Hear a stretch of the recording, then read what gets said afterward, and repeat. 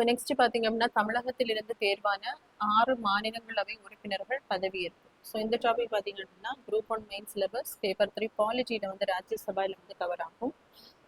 So தமிழகத்திலேருந்து பார்த்தீங்க அப்படின்னா ராஜ்யசபாவுக்கு வந்து 6 பேர் வந்து போட்டியின்றி தேர்வு செய்யப்பட்டிருக்காங்க. ஸோ நம்ம பார்த்தோம் அப்படின்னா பார்லிமெண்ட்ல இருக்கக்கூடிய அவைகள் வந்து ராஜ்யசபா, அதே மாதிரி லோக்சபா.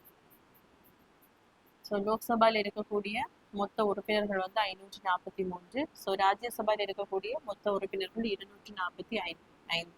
ஸோ இதில் பார்த்தீங்க அப்படின்னா 233 உறுப்பினர்கள் மாநிலங்கள் மற்றும் யூனியன் பிரதேசங்களில் இருந்து இன்டைரக்ட் எலெக்ஷன் மூலம் என்ன பண்ணுவாங்கன்னா தேர்ந்தெடுக்கப்படுவார்கள். ஸோ அங்கே இருக்கக்கூடிய அந்த ஸ்டேட் லெஜிஸ்லேட்டிவ் அசம்பிளியில் இருக்கக்கூடிய எம்எல்ஏஸ் என்ன பண்ணுவாங்கன்னா இவங்களை தேர்ந்தெடுத்து ராஜ்யசபாவுக்கு வந்து அனுப்புவாங்க. இதில் 12 மெம்பர்ஸ் வந்து பிரசிடென்ட் தான் நாமினேட் பண்ணுவாங்க, பிரசிடண்டோட நாமினேஷன். ஸோ இதில் அந்த பாப்புலேஷன் ஒவ்வொரு மாநிலங்கள் யூனியன் பிரதேசங்களில் பார்த்தீங்கன்னா அந்த பாப்புலேஷன் அடிப்படையில் வந்து சீட்டுகளை வந்து பகிர்ந்தளிப்பாங்க. ஸோ தமிழ்நாட்டில் இருக்கக்கூடிய ராஜ்யசபாவினுடைய சீட்ஸ் பார்த்தீங்க அப்படின்னா 18.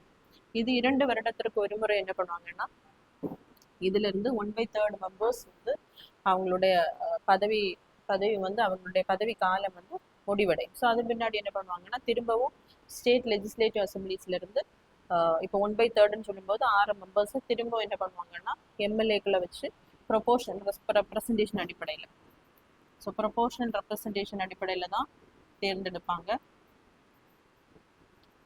ஸோ திரும்ப 6 மெம்பர்ஸை சூஸ் பண்ணி என்ன பண்ணுவாங்க அப்படின்னா மாநிலங்களவைக்கு வந்து அனுப்பி வைப்பாங்க. ஸோ அதன் அடிப்படையில் தான் பார்த்தீங்க அப்படின்னா தமிழகத்திலிருந்து 6 உறுப்பினர்கள் வந்து ராஜ்யசபாவில் வந்து அனுப்பி வைக்கப்பட்டிருக்கிறார்கள் தேர்ந்தெடுத்து. ஸோ அதற்கு பதவி பிரமாணம் வந்து செய்து வைப்பவர்கள் யார் அப்படின்னு பார்க்கும்போது ராஜ்யசபாவினுடைய தலைவர் சிபி ராதாகிருஷ்ணன் அவர்கள் தான் என்ன பண்ணுவாங்கன்னா பதவி பிரமாணம் வந்து செய்து வைப்பாங்க. அதன் அடிப்படையில தான் மாநிலங்களவையில் உள்ள உறுப்பினர்களுக்கு பார்த்தீங்கன்னா தலைவர் அவர்கள் ராதாகிருஷ்ணன் அவர்கள் என்ன பண்ணியிருக்காங்கன்னா பதவி பிரமாணம் செய்து வைத்திருக்காங்க.